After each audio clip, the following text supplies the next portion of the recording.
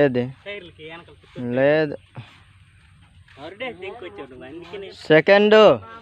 Second వేసి నేను ఎక్కడ అల్లక్కడే లేపింది చూసిన వెనక్కి అయిపోయింది. అప్పుడే అయిపోద్ది అనుకున్నాను. ఈడు తెచ్చేసిండే సాఫా అక్కడ మస్తు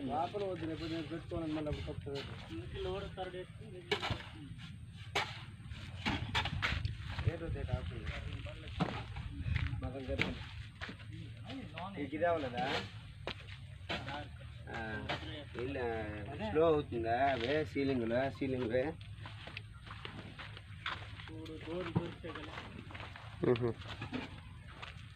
బద్దీతో ఎత్తమ్మా.